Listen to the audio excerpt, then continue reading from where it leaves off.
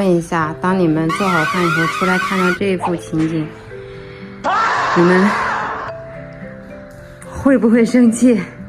这个罪魁祸首，你看看你弄的，上完课回来收拾，听到没有？不的话，那就我把它收拾完，这些东西我全部都拿走了。这些忘记我自己收。还有几分钟，我们马上要去上课了。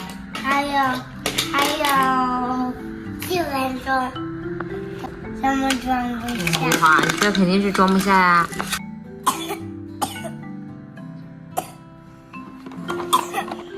多多啊，我感觉你有痰了。那个医生给你开的中药要喝咯。为什么？那个药就是管咳嗽的。我不想那么久。唉，努力，加油啊！我怎么觉得你也有点喘啊？上次去医院，医生不是给多多开的这个中药吗？他不喝。昨天的时候我去医院又问了一下，医生说必须得让他喝，不让他喝的话，这个咳嗽很难好得了。哎，今天再试一下吧，因为他咳嗽是越来越严重了。看到市医的医生发的说，如果咳嗽啊反复不好，就可以给他泡泡脚，泡5到10分钟，微微出汗也是有效果的。今天呢，给他吃完中药，也打算回来给他泡个脚，看一下效果。那去送嘟嘟去学校的时候，也跟他老师讲了一下他的情况，顺便呢也问了一下老师，最近他们班上有没有咳嗽的。结果老师跟我说，今天好像有6个小朋友请假，都是因为咳嗽啊这些不舒服。其实我真的挺担心、挺害怕的，但是呢，我确实也不太想带他去医院，而且他爸爸也不想让他去拍片，总觉得拍片这些东西都有辐射不好，所以现在就只能先按照中医这边的说法吧，就先看一下。哦哟，走了，多多，6点半的课，现在马上6点了，快起来吧，快点呗。6点钟天就这么黑了，袜子都不穿啦？是的。笑死我了，他不穿袜子，说他想通气。我和多多呢，2个已经回来了。今天说是要带他去上课，结果也没有去上。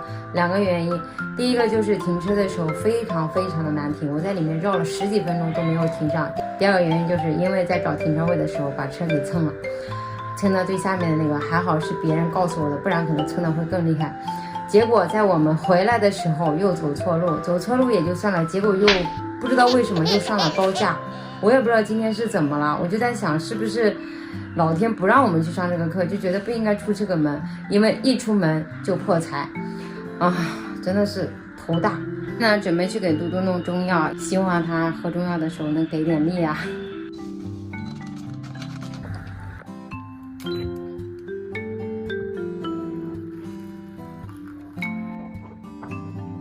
说让一个3岁的小朋友喝这些药，还必须得喝，哎呀，真的是。我给你弄好了啊，等一会儿喝啊，等一会儿喝啊，就咕咚咕咚咕咚，像喝水一样，像喝奶奶一样，咕咚咕咚咕咚咕咚喝。因为你吃的太棒了，所以奖励你个奶片吃，真棒！多多真的是太让我惊讶了，他竟然喝的这么顺畅，我都已经做好准备，他肯定要吐或者怎么样，因为我小的时候喝中药真的是会吐出来的，但是他一点都没有，特别果断的就咕咚咕咚咕咚喝下去了，太棒了！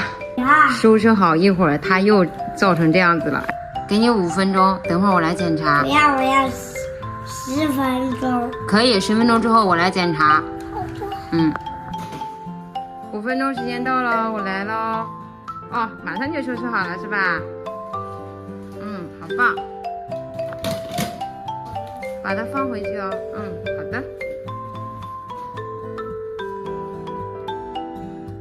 这个也要把它放回去哦。放上去。好，收拾好了，我们准备洗澡啦。好啊。好了，那你说拜拜吧，我们准备洗澡啦。拜拜。今天就先到这里吧，拜拜。